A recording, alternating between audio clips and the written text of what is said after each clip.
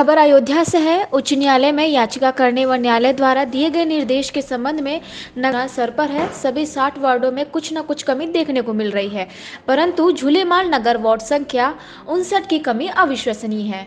इसी वार्ड से पार्षद पद के उम्मीदवार अभिनव पांडे पिछले कई दिन इसी मन अंतर्गत क्षेत्र में चुनाव तैयारी कर रहे हैं, परंतु जब प्रशासन द्वारा वोटर लिस्ट जारी हुई तो परिसीमन व वोटर लिस्ट में आसपास में कोई तालमेल नहीं मिल रहा है। सीधे 1500 लोग का क्षेत्र लगभग 2 मोहल्ले झूलेमाल नगर वार्ड से गायब मिला।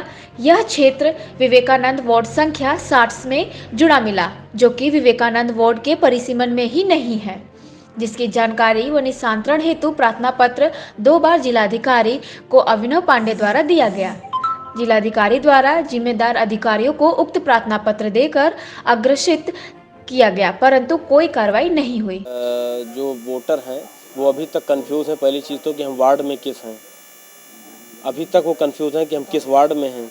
और व्यक्ति जो उनके बीच बना हुआ था वो उनको अपना नेता मान चुके थे कि हम इस बार इनको चुनेंगे, लेकिन पूरी तरीके से अब स्थितियाँ विपरीत हो गई हैं।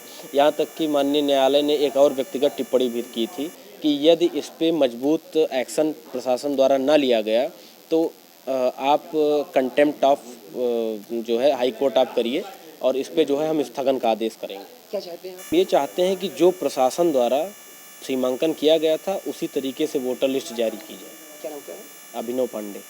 इसका उद्देश्य ये था कि झूलेलाल नगर वार्ड संख्या 59 में एक छोटी मोटी नहीं इतनी बड़ी खामी पकड़ में आई थी जो अविश्वसनीय थी।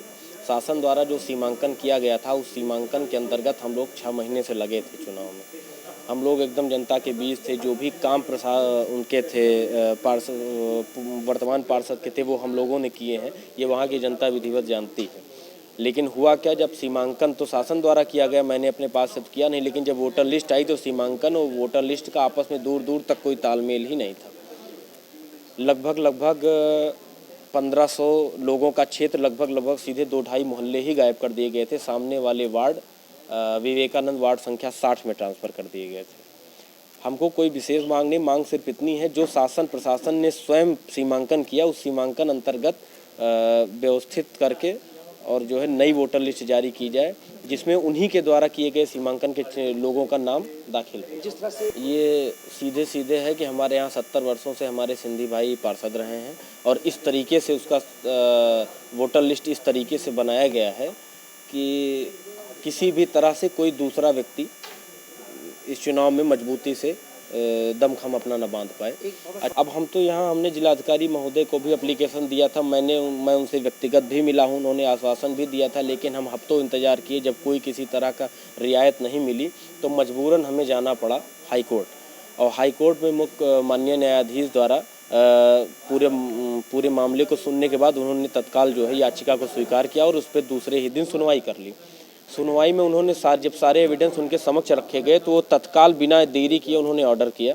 और ऑर्डर बड़ा ही साफ़ सुथरा है कि जिस तरह से क्षेत्रों का नाम गायब है उनको जोड़ना न्यायोचित है। अतः सभी जिम्मेदार अधिकारियों को यह सख्त निर्देश दिया जाता है कि जो भी खामियां हैं उनको तत्काल दुरुस्त करवाने की कृपा करें।